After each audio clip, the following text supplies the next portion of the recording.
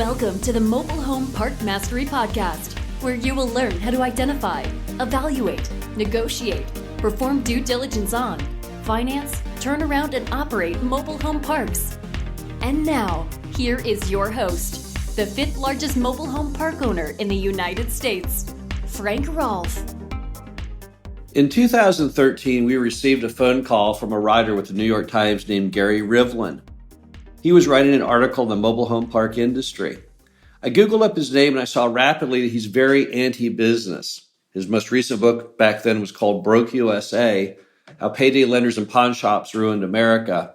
And I looked down the list of his other contributions to the literary world, and they were all very, very anti-business. So I said, hey, Gary, I'm looking you up right now on Google. It looks like you write nothing but negative articles on business. He said, yeah, that is kind of my forte. I said, well, if you're trying to get information that you can skew negative on the park industry, I have a better, fresher idea for you. Why don't you actually learn more about what you're doing before you write that negative article? And who knows, maybe it would be more enlightening for your readership. He said, well, how would I do that? I said, well, why don't you come out to our boot camp? We have one coming up in Florida. That would not be that far from Manhattan for you to get to. We'll give you a free ticket. And he said, okay, I'll come down and do that. So he came down to boot camp, and then he said, I want to go live in one of your mobile home parks for a week and see what it's really like. So we took a abandoned mobile home in a park of his choosing. We put in furniture from Rent-A-Center, and he lived in it for a week while walking around the neighborhood talking to people about their experience living in the mobile home park. Then the article came out in 2014, and we were absolutely amazed by all the information that it shared and all the unusual positions it took based on his past writings. This is Frank Rolfe, the Mobile Home Park Mastery podcast series. We recently unearthed the transcription of an interview I did with Gary after the article came out. And I thought it'd be very interesting to show you real life how someone who's so anti-business and was so anti-mobile home park could suddenly flip around and become positive about the industry after they actually had experienced it. So these are some of the transcriptions I wanted to read to you. So I talked to Gary on the front end about the fact that he always writes negative stuff. And this is what he tells me. He says, yes, I was writing about the Poverty Inc. industry where there's all these businesses that counterintuitively make a lot of money when people have no money. So a pawnbroker, you go to a pawnbroker if you have no cash. You go to a payday lender for short-term 2-week loans.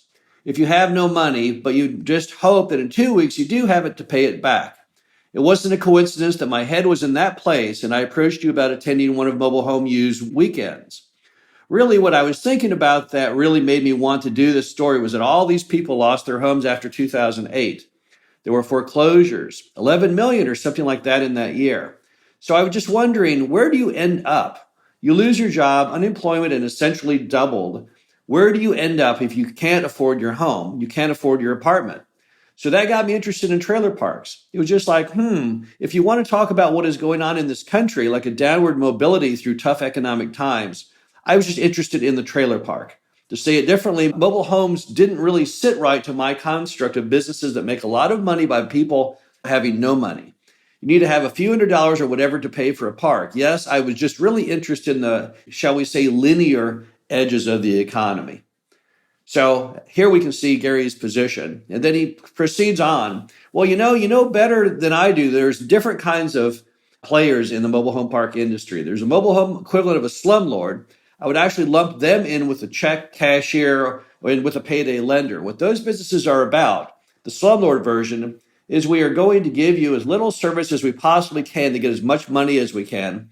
And things like fixing leaks and that kind of stuff is just going to cost them money. So why do it if it's just going to get into your profits? I actually think there is something very corporate about the way you all approach the business that, for better or for worse, really makes it stand apart from other trailer parks.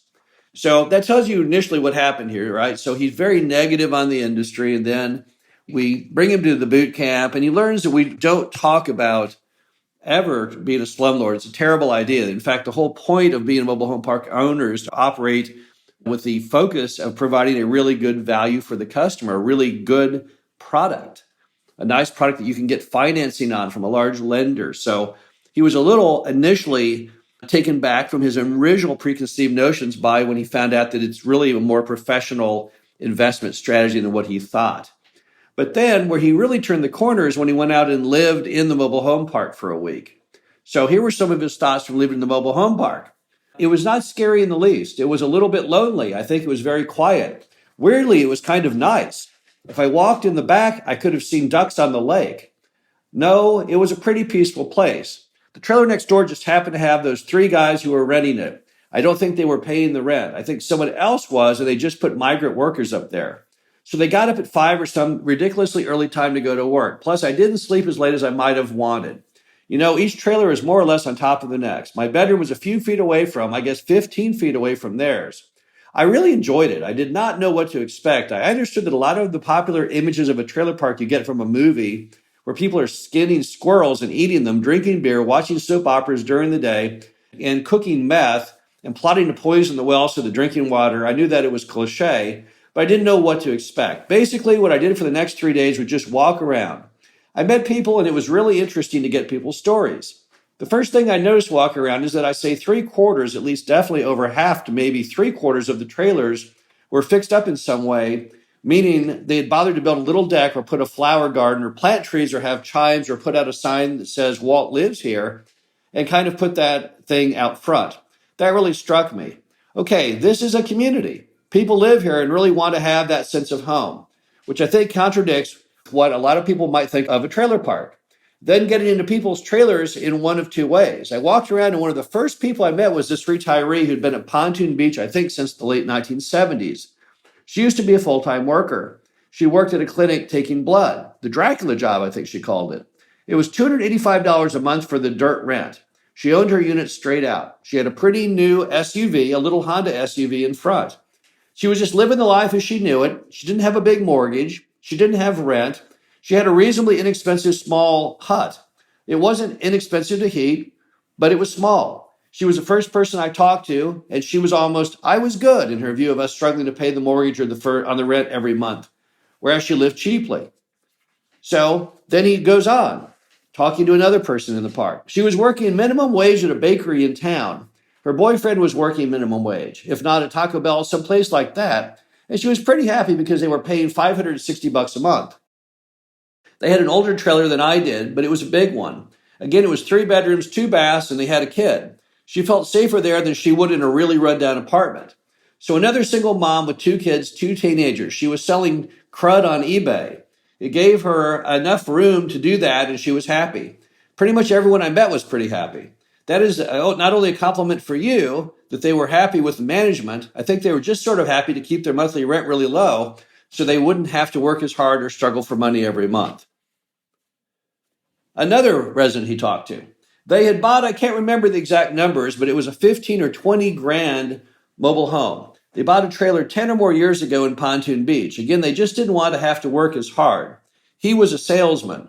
A year or two after he bought the place, suddenly he just started having these terrible back problems. Here was a guy who just flew and drove. He was a traveling salesman. He had to travel all the time for his work, and suddenly he couldn't work. So for 4 years of fighting for disability and stuff, his wife, ironically enough, is a physical therapist. They had somehow survived that 4 years because they had such a relatively cheap monthly for their housing, whereas if they had been in the house they were living in prior, it would have been a disaster. Right there, they would have fallen behind on their mortgage, and then their bank would have seized it, and they would have desperately had to find some place and didn't have any income at all. So that really struck with me because they were so fortuitous. They had made this decision earlier, and it really turned out to save them a lot of heartache in their life. So you can see what happened here is that Gary went from being so negative on the product to so positive initially simply because the people were happy. They were satisfied. They were living life and enjoying it, and he couldn't make sense of that. He came into the park as a very negative, anti-business person. He'd been doing articles on payday lenders and pawn shops and how cruel they were and what an endless cycle it was when you borrow from a payday lender. Now, here he is in a product where you have a company that's appealing to customers, many of which don't have a lot of income, who might use payday lenders and pawn shops, but they're offering this great product and the people are loving it. So it's very, very hard for him to write a negative article when all around him, every single person he met is very, very happy with the product. But he also, in his time of living in the mobile home park, became a big fan of the business model. I thought I would read you a couple quotes from that. Here's what Gary said. What is so fascinating about your industry, and I didn't appreciate this walking in, which is another thing I learned, is that there is a finite number of these things. In fact, arguably they are reducing because no municipality is going to have allowed more of them, and occasionally they are sold off and turned into a shopping center and all. So talk about supply and demand. I mean, how are they going to always be worth something? In a capitalist economy, there's always going to be winners and losers. There are like 10 million people on disability in this country, which means they are living on under $1,000 a month. There's always going to be a need for people to be someplace relatively safe and relatively comfortable. I'd be shocked if this wasn't a good industry in 50 years. The only thing you could change that is if suddenly there was a change in the heart with municipalities saying, you know something, what we really need in this country is more affordable housing. So we're going to allow a lot more trailer parks. But that's not going to happen, and you know that. He later went on to say, funny, as you pointed out, as I learned at your boot camp, you can get land that is outside an unincorporated area, but then it is prohibitive to put the utilities out there. So give that there's a finite number. I just have to say that this has to be a good industry. The only way to blow it is to not know what you are doing and pay too much for a trailer park because you heard someone like me say, hey, there's a finite number. Just own one and you're going to make money. Well, if you pay the right price, that's true. I'd imagine this is going to be an interesting little niche for years to come, and maybe even more so if the lifestyle choice people, the fancier, less affordable versions, really take off like I think it could. So here we have Gary Rivlin, and a writer for the New York Times who's so very negative on business, hates all of it, very anti-capitalist, suddenly falling in love with the mobile home park business. I thought it was a very, very unusual transformation and worthy of talking about here on the podcast, simply because you rarely see someone who go to such diametric opposing extremes that they come into a business as a true hater and they exit it as a true believer and a true lover. It's very, very unusual, particularly for a guy like this who writes nothing but negative articles for a career. Again, this is Frank Rolfe, the Mobile Home Park Mastery podcast series. Hope you enjoyed this. Talk to you again soon. Thank you for listening to the Mobile Home Park Mastery podcast.